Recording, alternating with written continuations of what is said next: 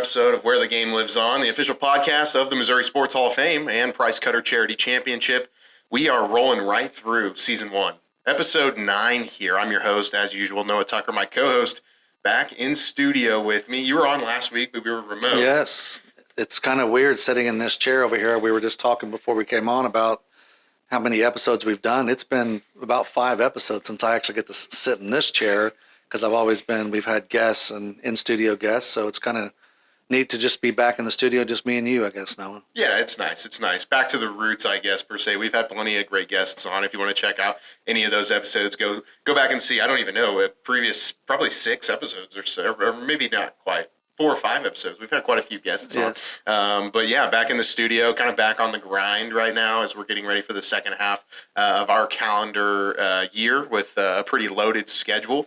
And we're just getting right after it. We were out Monday up in St. Louis for an event. Thought it went really well. Thought it was a really great golf classic of ours. What were your thoughts? I agree. It's always good to get out across the state and see some folks that we only get to see on certain occasions. I got to see Missouri Sports Hall of Famer Jack Watkins was in attendance playing with the Missouri Valley Conference team, and so it was good to see Jack and a lot of others from the St. Louis area that we don't get to see on a regular basis. So it was neat to get up there on Monday and then back in here. We got a week and a half coming up with the elite event of the schedule for the Hall of Fame. Correct. The pinnacle golf event, as I've been told it's described as. That is our Stan Musial Golf Championship, Old Kinderhook up at Lake of the Ozarks. What do you look forward to in that event? It's a lot of fun.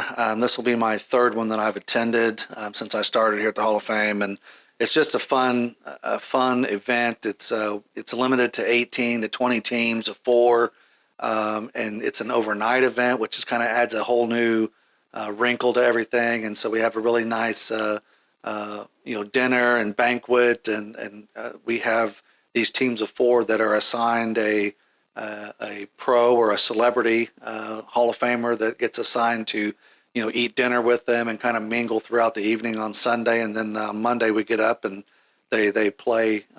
We play a round of golf there at Old Kinderhook, and the celebrity gets to play with the teams. And so it's kind of a neat. Like I said, a unique event, but it's the Stan Musial Hall of Fame Championship. So. Yeah, and that's been a pretty long time staple, right? We've had that event for a long time. Going, back to Stan Musial himself, actually lended the rights to his name to use that, and so it even has its own logo. So instead of the Hall of Fame shield, it actually has the Stan Musial Hall of Fame Championship official logo. That's right. I've seen it. So anyway, it's a fun event, and look forward to getting up to Old Kinderhook. Yeah, Stan Musial in his time always a big supporter of the Hall of Fame. And that name won't be going anywhere anytime soon, I'm sure. But yeah, it's a cool event. I mean, I'm looking forward to kind of being there, but just even hearing people talk about it, I'm excited for it. It is a true celebrity golf classic. We've got, from what I understand, quite a few big names that are going to be in the building.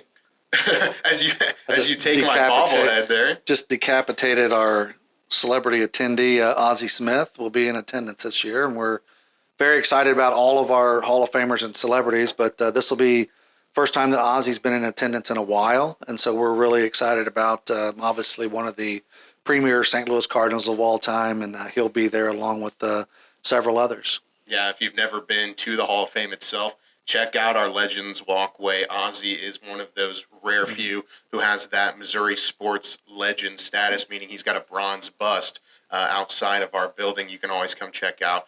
Even during our renovation period, the walkway is continuing to be open, so it's a really cool thing. A very awesome display of bronze busts that we have outside the building.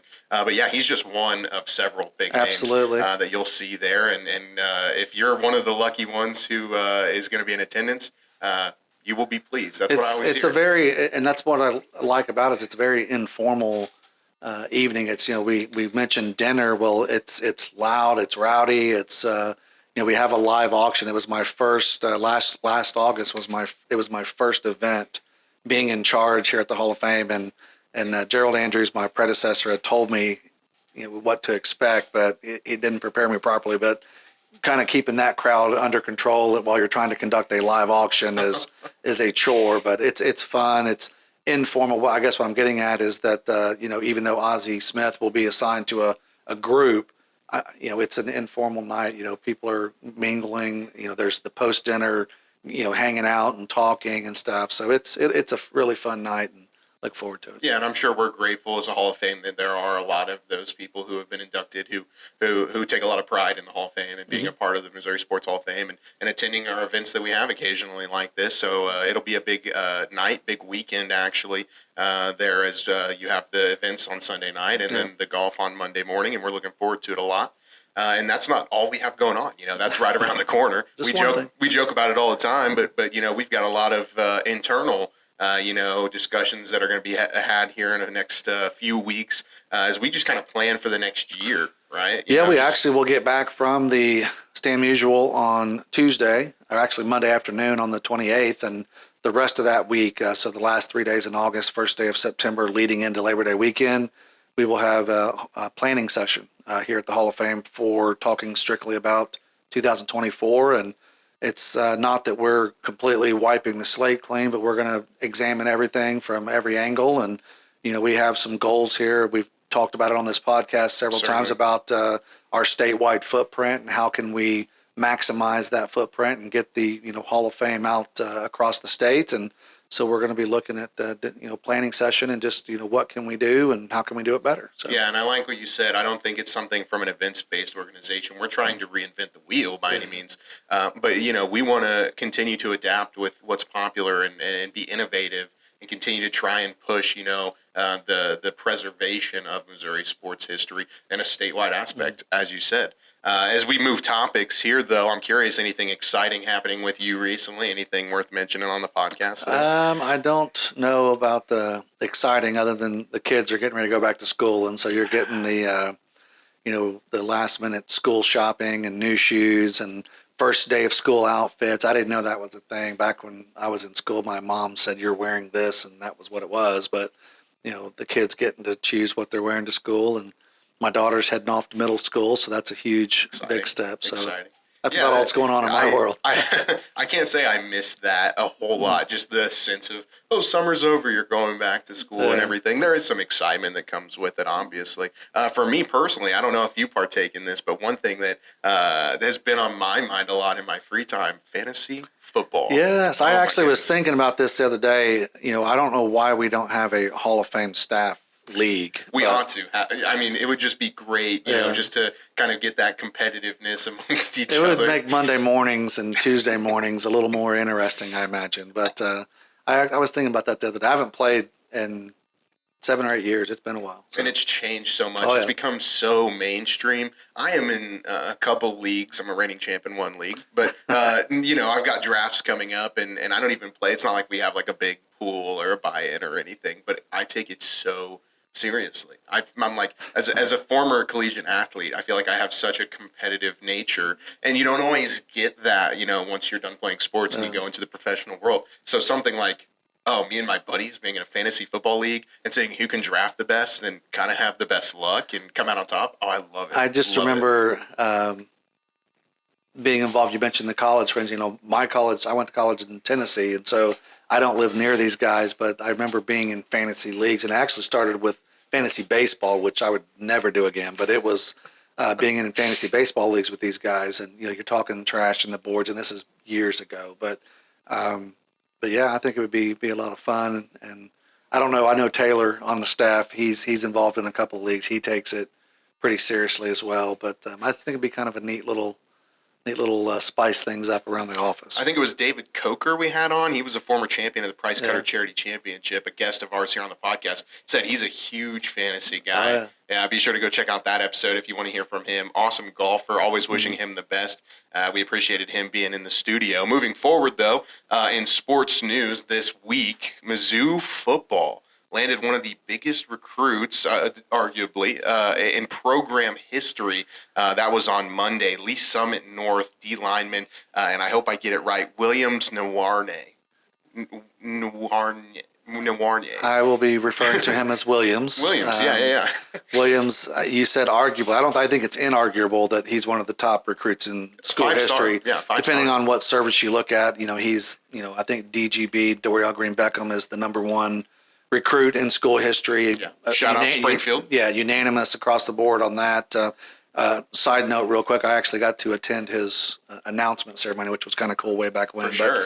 But Williams absolutely is right up there, and certainly a big get for Coach Drinkwitz and the Tigers, especially when you consider, who they were up against. Not only for him, but some others that they've signed.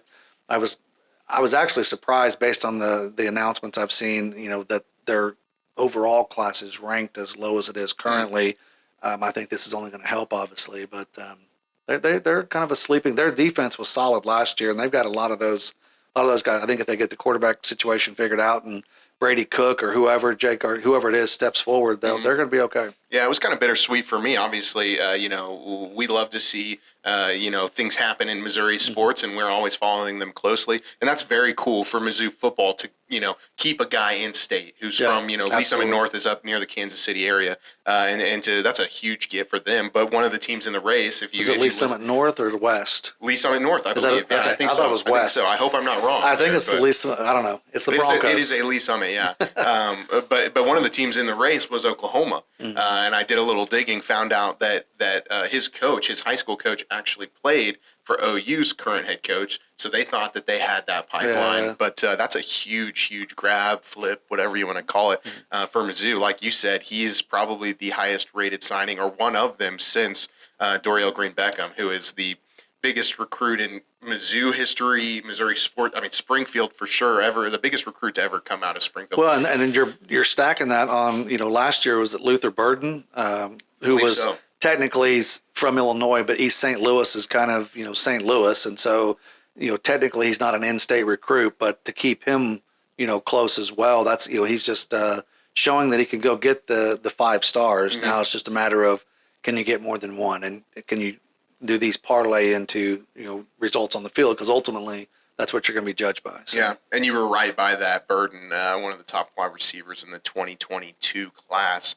But speaking of that Lee Summit team, though, that he's coming from, they might be good this year. They might be as interesting to watch on Friday nights as Mizzou possibly on Saturdays. They've got a 3-star lineman, Kamore Moore, who's already committed to OU, and then they have a junior wideout who is a 4-star. Yes. They've just got. I mean, it's different. We love Southwest Missouri football, but some of those schools up in the northern part of the state, they can just be stacked from time to time. Yeah, well, and there's some recruits over in the St. Louis area as well. Some of it just. I think they just had a kid that signed with Ohio State, if I'm not mistaken, out of CBC, I believe it was. So there's some talent coming out of the state of Missouri. So if we can keep it in state, then we'll see. But, no kidding. We always root for that, obviously. But it's interesting for me whenever I think about those schools in the northern part of the state. Do you call your high school your alma mater still? Sure. But my alma mater, Ozark, whenever I came through school, we were actually a Class 5. A school, and in Missouri, for those who don't know, it goes up to 6. Ozark's gotten big enough. Yeah, in football, correct. Ozark's gotten big enough now that they're a Class 6 school. Okay. Yeah, so they play a few Class 6s, but majorly Class 5 schools in conference, and then you get to the playoffs, and you have to play these big Kansas City, St. Louis schools, and it's a different beast. Yeah. It really is, and I'm like, man, I kind of would have liked to have played at that level in high school, but at the same time, I like to win. Yeah, I like to win. and Class 6 is not as big as the other classes either. So their state tournament is smaller. Correct. And so there are no cupcakes when you get to state playoffs. Meaning in Class there's not 6. as many schools in Correct. Class 6 Exactly. football. So instead of 32, maybe it's a 16-team tournament or whatever. Yeah. But you're not getting a scrub playoff. You're not victory, getting a cupcake at that level. Yeah. Now. I don't know. I started getting my juices flowing thinking about football season. That is one thing with school coming back around. It's like, football's right around the corner. I'll tell you what I've been doing is all of these kind of docu-series things are getting real smart, kind of like the Hard Knocks formula, where they're starting to put out these, cool, like the quarterback show on Netflix, watching that and kind of seeing them behind the scenes. And I watched the Untold documentary of Johnny Manziel. I saw that. I watched it the other day as well. Yeah. And crazy. It's cool to relive kind of like, you always see that Heisman guy have that special year. And everybody buys into it, kind of like, Caleb Williams last year, or whoever it is, Tebow, Newton, Baylor's guy, Robert Griffin. But it's interesting. First freshman to win the Heisman Trophy and to see it from behind the scenes, essentially. And have him narrate the whole thing as it's going along, basically. No doubt, and he definitely used plenty of interesting language. It was certainly not a, hey, son, come watch the Untold Johnny football documentary, but when the age, when the time's right, he's got to know about it at some point.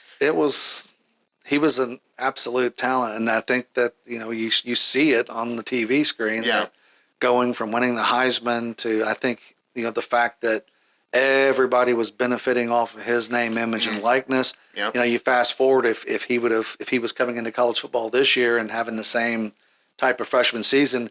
Maybe he's the first back-to-back Heisman winner since Archie Griffin. Maybe back you're in the talking day. about a totally different route that he takes. If he's actually being able to benefit from and not being at the risk of getting in trouble with the NCAA, which he made his feelings known about. But yeah, I thought it was just, and they kind of touched on this a little bit. It was interesting, the timing of Manziel with the name, image, likeness stuff, but also you just got done seeing Tim Tebow do his thing at Florida, and he's like the pinnacle guy you put on a pedestal. You want your kid to see how he carried himself on the football field and stuff. And so everybody was like, this is what a Heisman Trophy winner is supposed to look like. Still leads the SEC in career rushing touchdowns, by the way. Yeah. But then you come off of that, and now you've got this Manziel kid who it's like, he does it totally differently. And, I just remember his freshman year. I remember watching A&M go into Tuscaloosa, watching it live on TV, thinking, probably like most people, that, it's cute and all, but you have no chance of winning here. Wrong. It was unbelievable what he did to Nick Saban's defense. Yeah, that was the crazy red zone play where he got the ball like tipped out of his hand and caught it. Yep. Yeah, no, it's it just was, like the whole game was just unbelievable. But yeah, it's interesting. Those storylines like that, and being able to upset Alabama at home and stuff.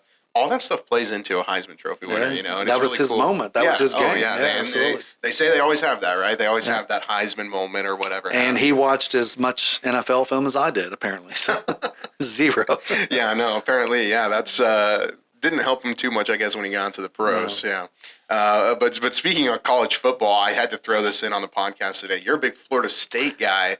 We're seeing all these, AP preseason polls and stuff. Yes, we are. They're getting a little hype. They are. Yeah, let's hopefully they don't read too many newspaper clippings, if that's even a thing these days. But I've been a Florida State fan since I was about 7 years old. So they've been down. They were Jimbo Fisher, won a national title in 2013 and kind of left the program in shambles. That's spoken as a Florida State fan, and took off for the greener pastures in College Station, but went through the Willie Taggart years, and now I think they've got their guy in Mike Norvell, and they're going to be okay. They got a couple of their 2 hardest games are within the first 4 weeks. They open with LSU, which is a top 5, top 7 team. It's going to be a top 10 matchup, and then you got Clemson in like week 4, and they get through those. We'll see. Watching them in the bowl game last year, we won't mention the score. Who they play, I forget. Was the Cheez-It Bowl last year? FSU did beat Oklahoma, who, is coming off of one of their worst years in recent history. But I was really impressed with their young quarterback, kind of like a dual threat type guy that could run it. And young, I mean, it's funny you say young because this will be his 3rd year as a starter. Yeah. He started out at Louisville and transferred to Florida State, but this is his 3rd year. And be honest with you, 3 years ago, I was not excited whatsoever about Jordan Travis, playing quarterback, but he's mastered the offense. And Mike Norvell is the perfect coach for him, and he has excelled under Norvell's offense. And I don't think that Florida State's going to have trouble scoring points this year. It's just a matter of, can you keep the other team from outscoring you? And they definitely, though, have some talented guys on defense.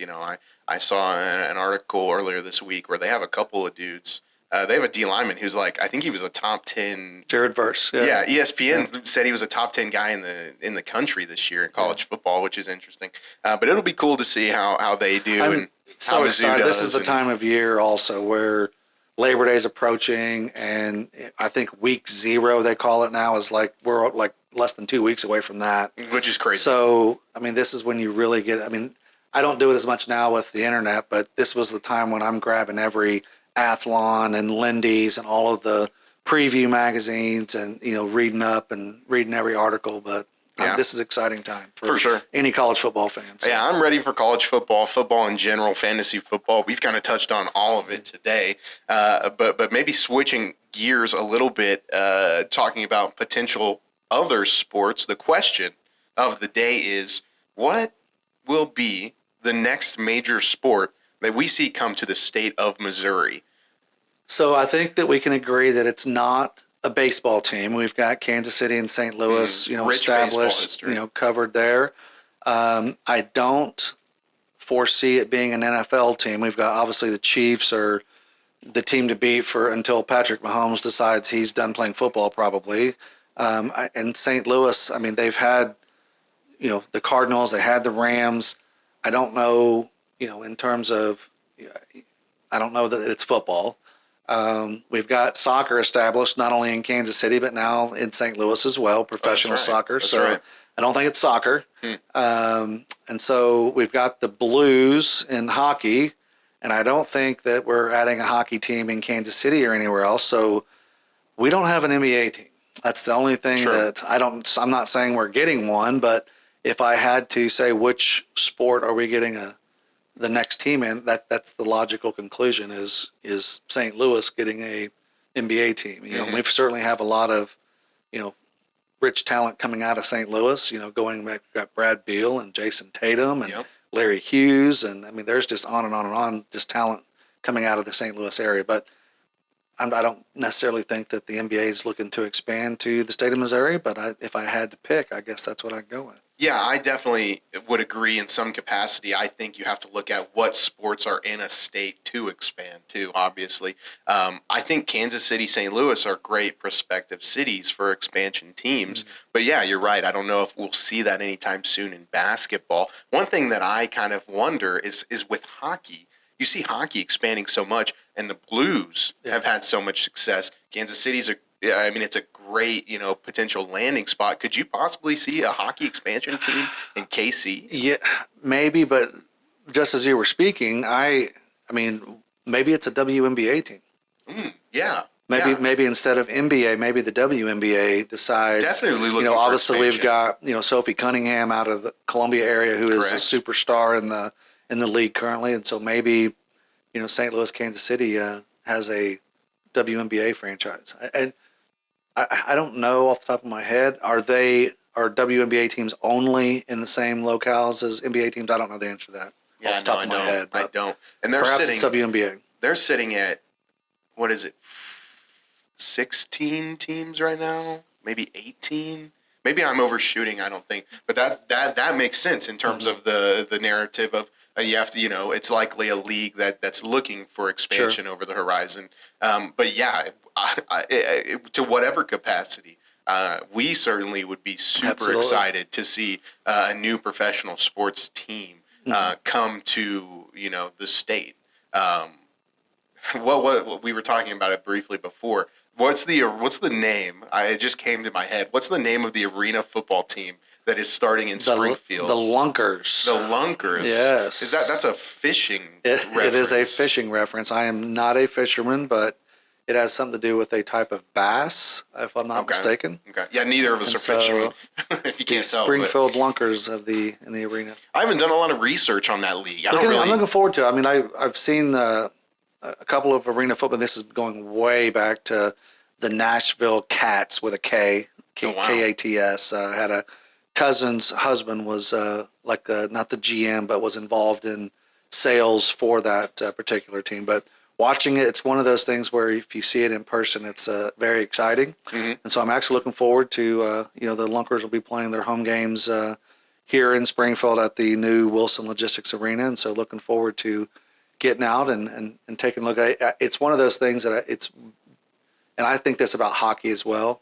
I think it's hockey's okay on TV, but watching it live is an experience. And I think the same thing about arena football. If you can actually see it live, it's actually better than watching it on TV. So really, I remember growing up seeing an attempted arena football league, or what was a semi-successful league for a while on TV. But that's my only kind of background with it. I've never seen it in person, but it's kind of intriguing now that you're talking about it. It's different.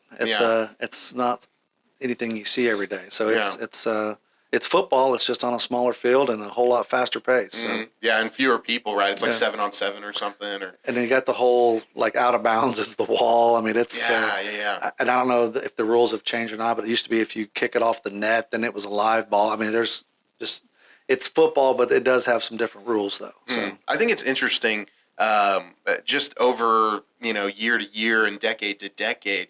I feel like there's kind of a wax and wane of like not any experimental sport leagues coming up for a while, and then they kind of seem to see a wave of them. I mean, you've got the XFL coming back and the USFL and all that kind of stuff. And I didn't like LeBron James just buy a professional pickleball team. Is that? Oh, really? Am I imagining that? No, I don't know. I might have saw that headline somewhere. It's so big. I think that even like LeBron James has his own pickleball team. Well, the other thing that's coming out soon, and I don't know if it's official, but they announced it, was like Tiger Woods and Rory McIlroy had the indoor golf exhibition or league. Oh, really? In their off season, it's an indoor, takes place over the winter, and it's like it's got spectators, but it's kind of like a indoor, and part of it's putting and part of it's chipping, and they got the driving. I know that was announced. I know I'm not imagining that. Really? So, I didn't know that. I didn't know that. The pickleball is interesting. It's crazy. You ever played? Like in junior high, gym class. I don't recall ever hearing the word pickleball until COVID. We did not play pickleball in school. It's gotten so big. The only thing I ever knew with pickleball is the actual. It's kind of like a wiffle ball, but it's a lot firmer. Yeah. You can put a lot more velocity on it. So in the backyard growing up, I used to play with pickleballs instead of wiffle balls because you could crush it. Oh, yeah. But no, I remember playing it kind of in middle school and stuff. I'd never heard of it until COVID, and it just exploded during COVID because it was something you could do outside, I guess. But I don't know. I grew up. This is how big I see pickleball has gotten. I grew up around a golf course that had a tennis court, and for years that thing. It never ever got any attention. Nobody was ever on it. But here in the since COVID, last 2-3 years, that is the place to be. You go through there on Friday night, and it's everybody's playing in a pickleball league. We had the back in the Price Cutter, we had the Bryan Properties Nighttime Golf Classic at Fremont Hills, which had the tennis court. That's what I'm referring to. And we were out there, had a golf thing on a Wednesday night, and there were 50 people out there. I don't know if it was a league or what, but they were just, every court was taken up. Yeah, so. And what is it like? There's businesses chicken and pickle, where it's you go eat and play pickleball. It's just I don't know. Is it one of those fad things, or is it just a sport that's really starting to gain popularity? I think. I don't know. I think that I don't think it's necessarily a fad, or it would have fallen out after COVID essentially ended. But I think people started playing it again, or apparently again, because apparently it existed before COVID. But they started playing it and fell in love with it again, or realized, hey, this is what I've heard is it's really great for somebody like me who doesn't like to run around, and playing tennis. Smaller court. But it's a smaller court, so you're not moving as much, but yet you're still active and so it'd be good for somebody like me if I would actually go do it. But apparently it's a whole lot of fun. Interesting. You never know where an episode of our podcast will take We had no intention of talking about pickleball or... No, well, and hey, getting back to the question of the day, does it get that big? Is maybe the next professional league we see, maybe the next professional team, a Kansas City, St. Louis pickleball team? Well, if LeBron James has one, maybe Jason Tatum has a St. Louis pickleball team. I don't know. Fingers crossed, because that would be definitely something to follow for sure. I don't even know the rules of pickleball. I don't even know the main rules. It's funny because my father-in-law just bought a pickleball kit. Okay. That he basically had a friend of ours is a fanatic, plays 5 times a week, and he came and taped out the course, and it's all out on the driveway, and there's this net set up, and so this friend of the family is trying to explain to me the rules of pickleball, and you can't, the kitchen, all this stuff, you can't hit it here, and he lost me in 20 seconds. But I think it's one of those you just have to play and figure it out, but it's got its own rules. For sure. Well, it's a busy time.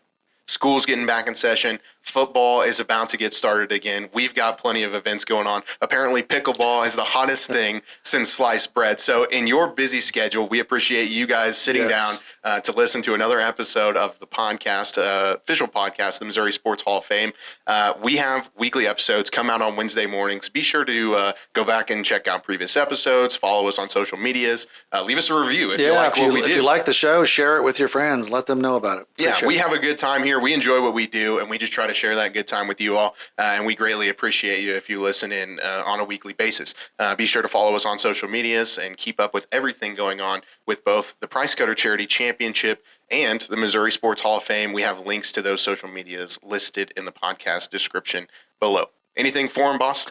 Nope. Just have everybody have a great week. We'll see you again next Wednesday. We will. Take care, and we'll see you next time on Where the Game Lives On.